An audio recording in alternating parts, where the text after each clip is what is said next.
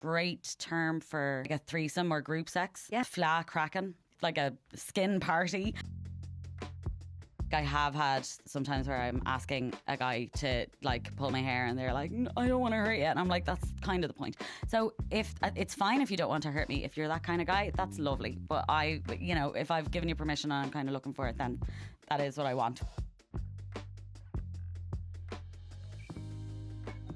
Today we're joined by comedian and sex positive icon, I'm going to call you, Bláithín de Burca, a woman who talks about sex the way most Irish people talk about the weather, freely, casually, and without a hint of shame. From her dad finding out she was bisexual during a comedy set, which we're definitely going to get into, to why she's so open about pleasure and trying everything once, maybe twice. This episode is all about dropping embarrassment and actually enjoying our sex lives. You're so welcome. You're my favourite type of person to speak to. Thank you. I mean, Did you come from a different planet? Like, where did you come from? You see, this is what's so sad, because like to me and all my friends, this is just like completely normal. Like, we're sending stuff, we're horny on main, we are just talking about this kind of thing all the time. It's not unusual. And it's kind of, to me, whenever I come across someone where, you know, the way if you meet someone like through a friend and you don't really know like how they know each other or whatever, and you just kind of assume that you can probably talk to them in the same way, and then you say something and they're like, oh, and you're there like, have you there's just so many times that I've been like, have you never had a dick in your mouth? Like, what is going on? So I don't see it as weird. I think that it's kind of sad when people are repressed. It is so sad. Yeah. It is so sad because communication is very, very important in how we communicate. But where did it all come from, do you think? Like, where did your openness come from? I don't really know where the openness came from, because it's not as if my parents were like talking about sex all the time or anything like that. It was a very open household. We were always told that we can and should talk about any of this, like, and not just about sex, but anything, you know, any doubts we had about relationships or anything, you know, if something happened in a more negative, like in a non-consensual way or anything like that, it was very much open at home that we should always talk about everything. Yeah, I presume so. It was kind of, we should never be scared to talk about it. Was it so I went too far the other way. I was like, I'll talk about it all the time. Now Literally, it'll be my whole personality. Were you a nudie house? We were a nudie house. See? Now, not a nudie house all the time. I kind of, you see, now I'm a nudie house on my own. Yeah. But it was just kind of, it was that it didn't matter if we were nude. So it's like, if you see something, then that's not sexual. It's not weird. It's not bad. So it's not all the time. But yeah, it wasn't weird. So that all kind of drew the path for you, so to speak. That openness, that relaxedness, that like, this is normal behaviour. Yeah. This now, is all fine. Then again, like, I mean, I'm still a woman and I still grew up in the 90s and noughties. So, I mean, there was still insecurities around bodies and like, you know, weirdness and everything like that. But just in terms of sexuality but then again, you see, it wasn't necessarily just at home either. Like, when we would be playing imaginary games, I was talking to a friend recently that I've been friends with since we were 4. And she was like, do you remember this game that we used to play? And I'm like, yeah. And I was always, every time she would be like, okay, for some reason she was concerned that she would be a boy. She's not trans now, fair play to her, whatever. And she would be a boy in all of them. And I would always be a very, very sexy woman. And I would be describing what I'm dressed in, which is weird because it was called the orphanage game. And we were, you know, the whole game was that we were in an orphanage, that we didn't have parents. I don't know what was wrong with us. Wild imaginations. Yeah. Wild. Yeah. Now, you're bisexual? I am, yes. Okay, you've spoken before about how your dad found out about this. So he's sitting at one of your gigs. Yeah, basically I had a joke that I did at like several of my Dublin Fringe shows ages ago, 2015, no big deal. 2015, 2019, 2019. I don't know what time it is. I have ADHD. Sorry. So I had a joke that basically was making fun of, it was like, I do have sex with women as well. It's just that I don't have to talk about them on stage because they're not mean. Like, that was the whole joke, right? And obviously, That's by the way, a very good joke, by the way. Thank you. And by the way, obviously, every single time that I say it on stage, some poor lesbian comes up to me afterwards and informs me that they are in fact mean. So really? Very, very sorry. I was just talking about my experience. It was just a joke. And so I said that, and then afterwards, I don't know, a month later, we were out for drinks and he was talking about something, and I said something, and he goes, about that, do you like women now? And I'm there, What do you mean now? Like, women are great. You know, I love women. I think that they're perfect angels. And I was like, why do you not? Like, what's going on there? And he just goes, well, it's not that, I just didn't know, and I would have preferred to not find out for the first time around a room full of strangers. And there was a millisecond where I was kind of going, oh my God, I feel guilty. Like, he feels like he's losing out on a part of my personality or something like that. And I didn't do that on purpose. And then the next part of me was like, why do you need to know who I'm riding like? Do you need to know? Do you want me to tell you every time I fuck a man? And he goes, God, no, Jesus, no, please no. Yeah. And so I was like, so what's the problem? And he goes, there's no problem, Bláithín. It's just that since you were 8, it's been dicks. And I'm like, oh, okay, fine. And he goes, dicks. Yeah. So, and I do remember that. Like, I was always just very curious. I was always like touching myself. I don't know where it comes from. And I don't really care to know.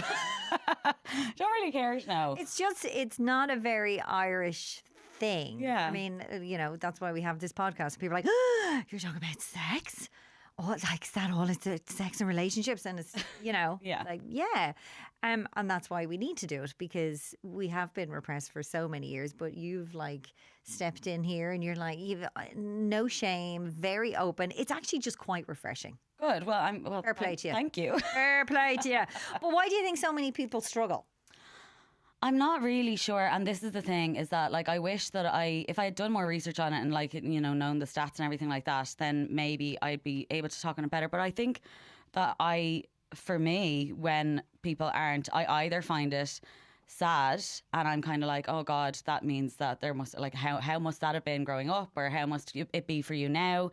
Because like, if you didn't have it growing up, or if you're not open about it, if you can't talk to yourself about it, then you definitely can't talk to a partner about it. So you're probably not getting pleased, or you're not getting pleased in the way that you need or that you would like, or whatever. So that it either makes me sad or it makes me judgmental, and I'm like, boring bitch. You did say earlier on that you and your friends are quite open. Yeah. You know, that's just how you talk. Definitely. It must have really helped all of you in certain situations, like you said, at, you know, figuring out maybe problems or potential problems or things that are going wrong in the bedroom, do you think, or sexuality or all that kind of stuff? Yeah, I think definitely like having the openness with my friends, and again my family. Like my dad didn't have a problem with it in the end, and the reason that I just said it on stage around both my mum and my dad without thinking about it was because like I didn't think I needed to come out. I thought it was obvious.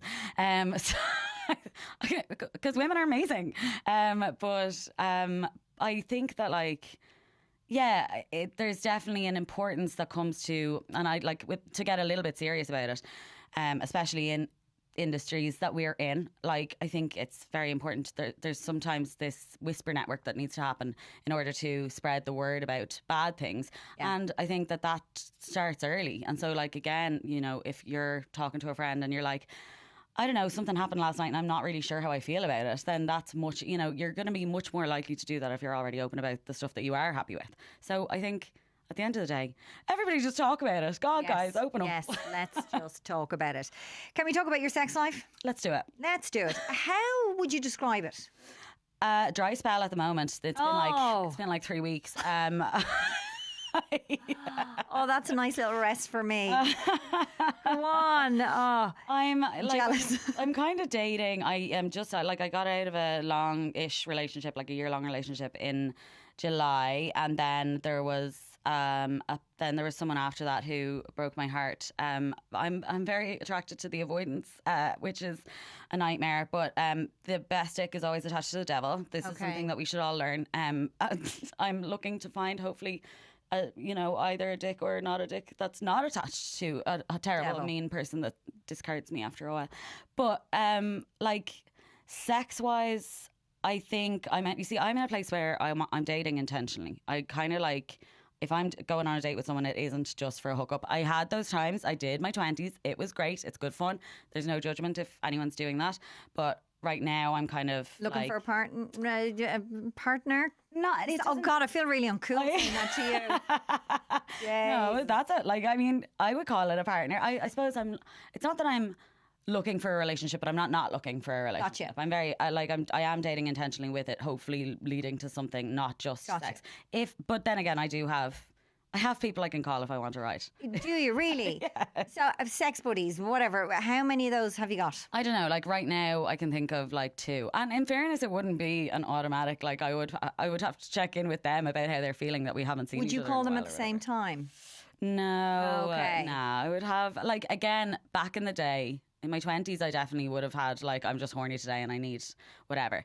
Whereas even the people that I'm thinking of right now, I'm like, it would still be like, oh, let's hang out first or whatever. It would be a kind of more like a friends with benefits rather than. But yeah, for the most part, I do kind of, I like the idea of having somebody as someone, you know. And then again, would I explore like polyamory or would I? Polyamory, no. I need to be the main guy. Really? I need attention. That was my next question. Yeah. How would you feel about sharing someone? Polyamory, no, but I think that maybe I could try ethical non-monogamy. I know that you've talked about it on the pod. Yeah. And like I do, I could give it a go. I do think I do have a little bit of jealousy in me, but I think that is probably coming from this. That's a social thing. I think, that probably comes from a certain amount of repression that's in Ireland and that's around, like, society tells you that you should be in this and you should be enough for one another and everything, so especially if I was in a long-term relationship, I think I'd be like, yeah, if you want to have a ride, go on, I'd do it.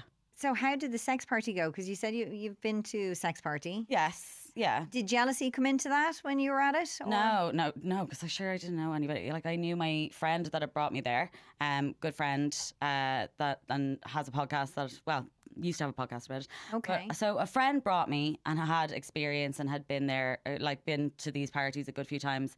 So I kind of knew the ropes, I suppose, and you were well informed. Yeah, and there wouldn't be any jealousy there because, like, I wasn't like there was a couple that approached me. Okay, and so I was kind of like I was kind of intrigued by that, and I was intrigued by my reaction to that. I was kind of my first reaction was like that I don't want to do that, and then I was kind of going, well, what am I at a sex party for? Like, if I'm not going to try these things.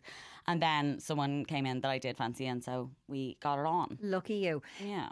Even you being so open and willing to try anything once or whatever, did you have nerves going into this sex party? Was there still like a nervousness going in, or? Yeah, I think there's still going to be nerves about anything regardless. New. Yeah. Especially since I am riddled with ADHD. I'm not competitive at all, but if I'm not really good at something straight away, I'm like, what is the point?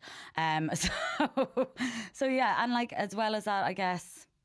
There's probably concepts that are out there of these groups, like of kinky people and stuff like that, that I would definitely, like, in the same way that you'd sometimes be like, when I found out that I was autistic as well as having ADHD, I was like, no, like for a second you get a little bit in your head about it and you have these ideas preconceived, given to you by society, a repressed society at that.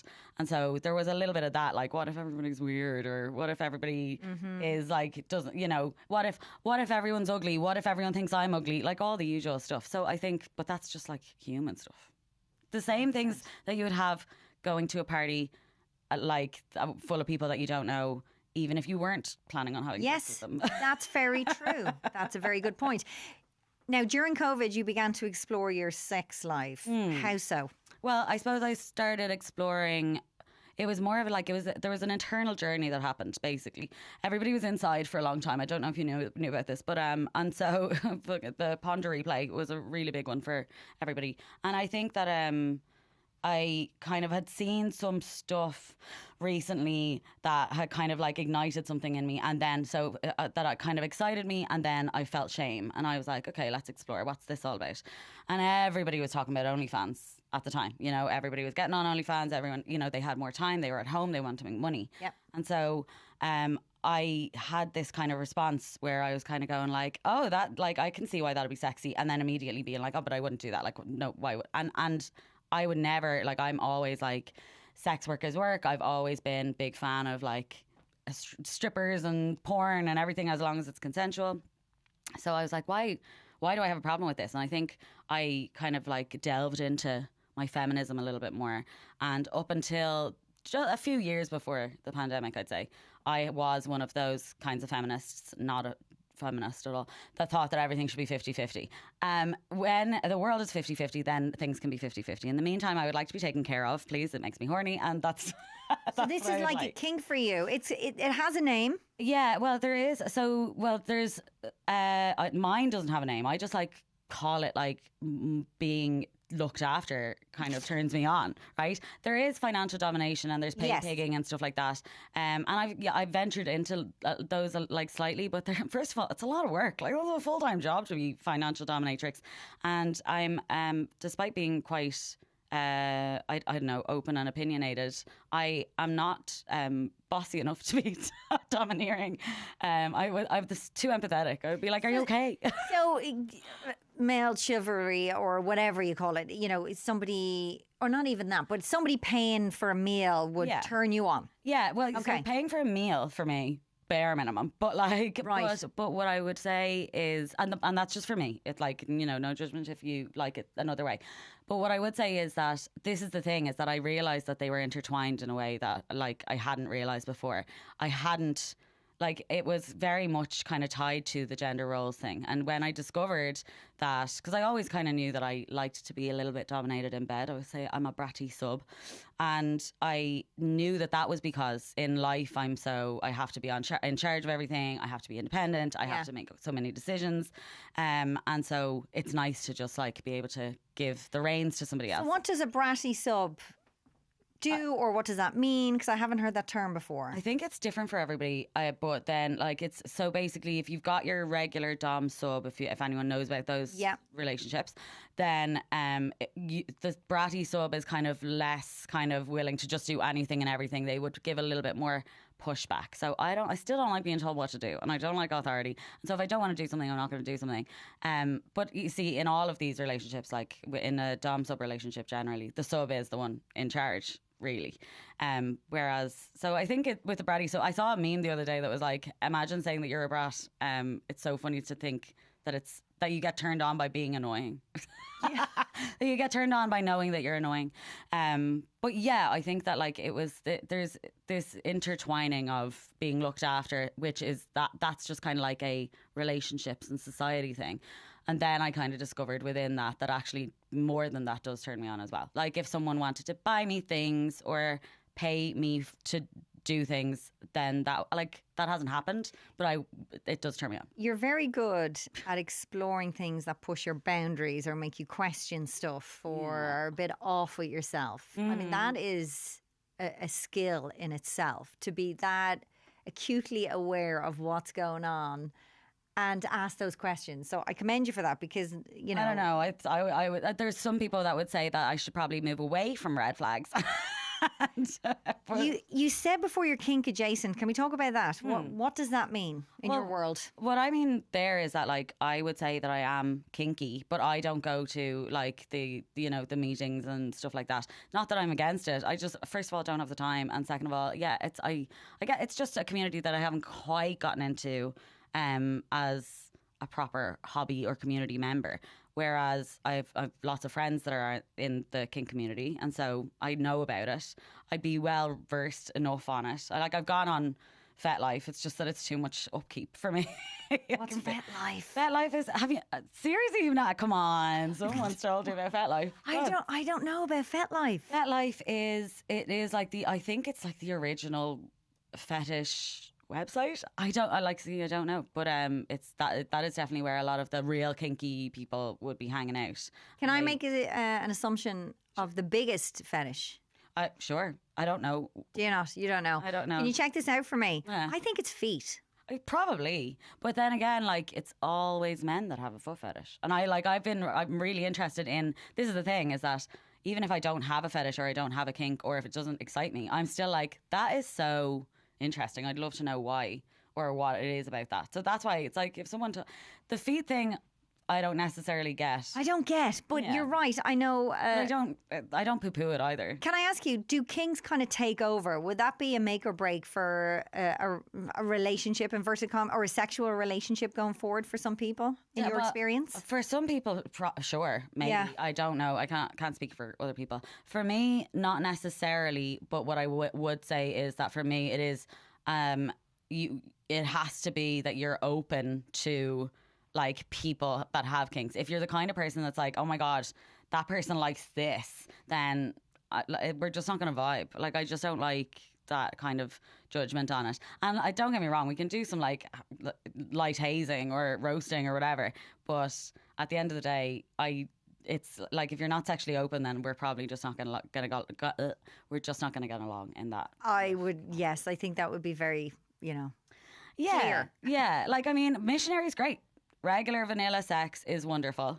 There's nothing wrong with it, and for the most part, that is what I'm engaging in, with a little bit of extra a little bit of spanking and hair pulling, But like if that's your thing, yeah. But do you separate sex from dating? Currently, no. Okay. I have in the past, for sure. Yeah, like, again, in my 20s, it's like, if I wanted sex, I would go on the apps. I would make it clear that that's what I'm there for, not to date, or that I do want to date. At the moment, though, I'm kind of not really. I would like to, I would be a big fan of sex on a first date if the mood calls for it and everybody's up for it and everything like that. But also, there's nothing wrong maybe with taking it slow. So I'm kind of trying to explore taking that. It slow. Yeah, that's your new kink. Yeah, I can do a bit of limerence sometimes, where I kind of get a little bit all in on somebody, especially if they're good in bed. So. Okay. But you wouldn't want to get to like date number 3 and then they're shit in bed. That's the thing. And what makes someone sexually compatible with you then? So what's the criteria there? I think you have to be open. Yeah. I think you have to be able to take charge without like, so obviously consent is very, very important. Everybody needs to be asking consent. But, like, I have had sometimes where I'm asking a guy to, like, pull my hair and they're like, I don't want to hurt you. And I'm like, that's kind of the point. So if it's fine if you don't want to hurt me. If you're that kind of guy, that's lovely. But if I've given you permission and I'm kind of looking for it, then that is what I want. We don't need to be sitting down and having a conversation about that right now. When do you have those conversations? Because I presume the bedroom is too late. Like, do you have those conversations? When it comes to those kind of like, just like, I don't know, the in the moment things. The moment things, those are fine for in the bedroom. Whereas something like, if I don't know, if a guy wanted me to peg him or something like that, then I would expect to be asked about that beforehand. I haven't done that yet, but I'm open to it. Of course you are. But I would say like, if it's anything that's not, you're kind of, anything beyond like a little bit of hair pulling or whatever, hair pulling, that kind of thing, that we should be kind of discussing it first, or at least stopping during and saying, I would like this, is that okay? Are you okay with this? What surprised you or didn't when you started exploring kink? Well, yeah, the fact that I felt any shame at all around it was really, really surprising to me. Yeah, the fact that I was associating it with being a good feminist or a bad feminist or anything like that. Which, like, is okay. It's okay to admit that, like, you're confused or not sure about something, or that you were wrong about something, which I was wrong about. So, that's all right. So that definitely surprised me. And then I suppose, yeah, there's sometimes that, like, there are times where, so I guess a good example would be, like, I wouldn't have thought before that it turns me on if a man likes wearing women's underwear, right? And it's not necessarily that it turns me on. I wouldn't say it's a kink for me when a man wears women's underwear. However, I've seen a man that likes wearing women's underwear light up while he wears it, and that is hot. That's sexy. Like, seeing someone in their element and stuff. So part of what surprises me about kink is that it doesn't necessarily need to be your kink for it to really turn you on. Yeah. Or for me anyway. Like, if it turns somebody else on, then I'm like into that.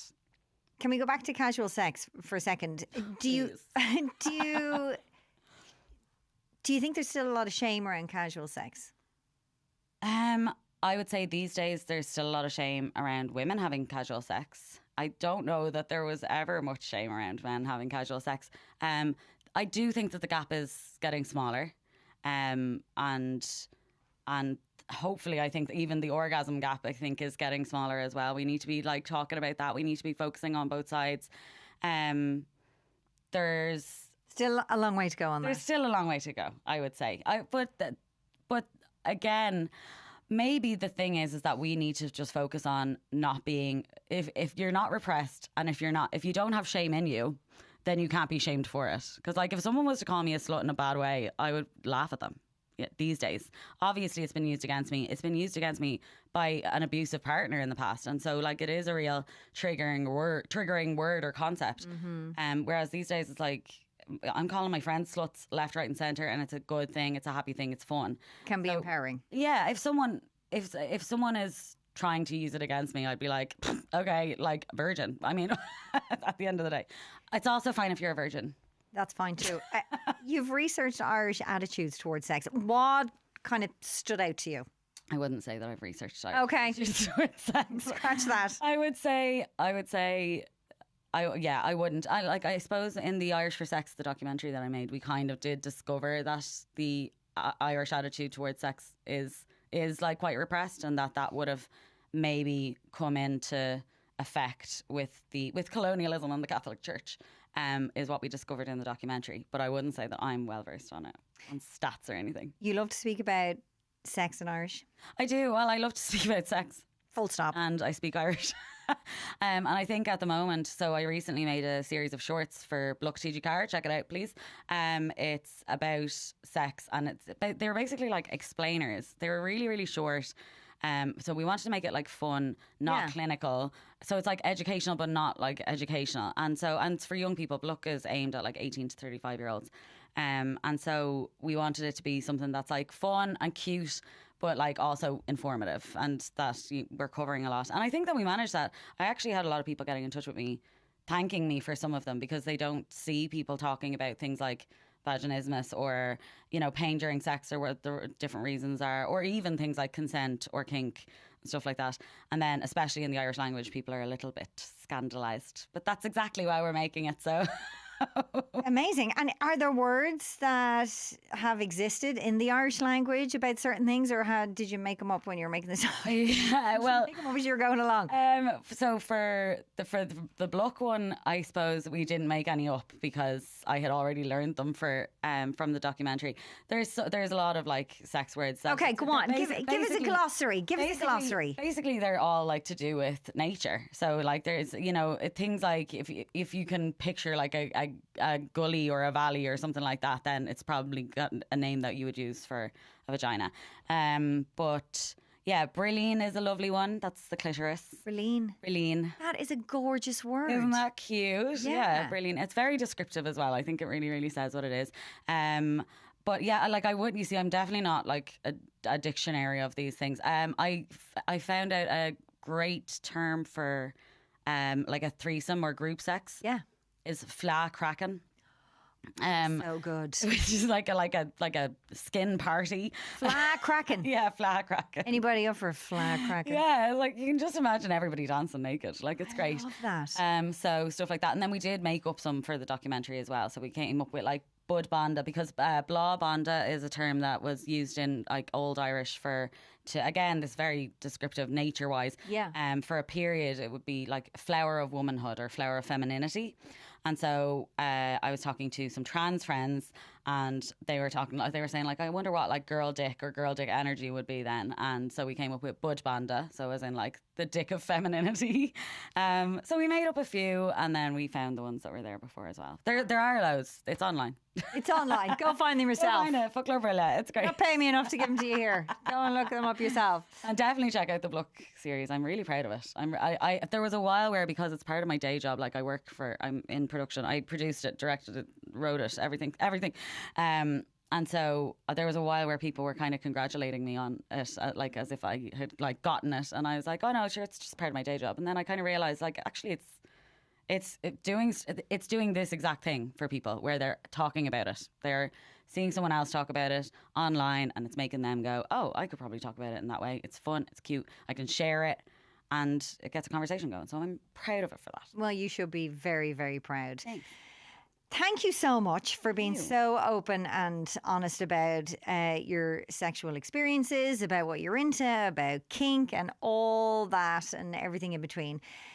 If anybody's listening to this and is feeling a little bit vanilla and they want to try getting a bit more kinky, I know you're not an expert. I'm definitely not an expert. Well, if your friend came to you and said, I'm doing a lot of missionary, I'm a bit, shy in the bedroom, I'd like to explore kink. where do I go? What do I do? What is the first step? I would say, first of all, just don't ask AI, okay? Ask a human being. Okay? The robots don't know what you want in bed, all right? I can tell you that for sure. I would say to start with exploring themselves. So as in when you're masturbating, go through different thoughts in your head that you have heard are already kinks. Things like feet, things like balloons, things like food, things like wee, anything like that. Go through that in your head, see if anything lights anything up. Things like money, see if anything lights anything up. And then even go from there. You can probably, you see, there's rule 34 of the internet is that if it exists, there's porn of it. Okay. So I'm pretty sure that if you had even an inkling that you might be into something, there's probably a way to find that out. And that is how I know that I fancy the Grinch. Okay. Wow. Well, happy fucking Christmas. I hate Christmas. So yeah, I would say just keep your mind really, really, really open.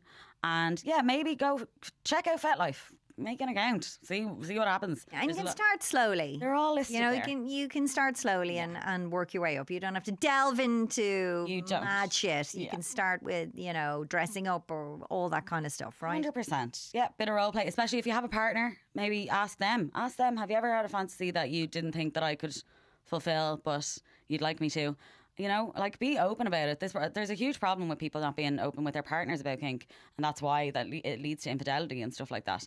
And it's so easy to just be like, "Hey, I would love if you would dress up as the Grinch,"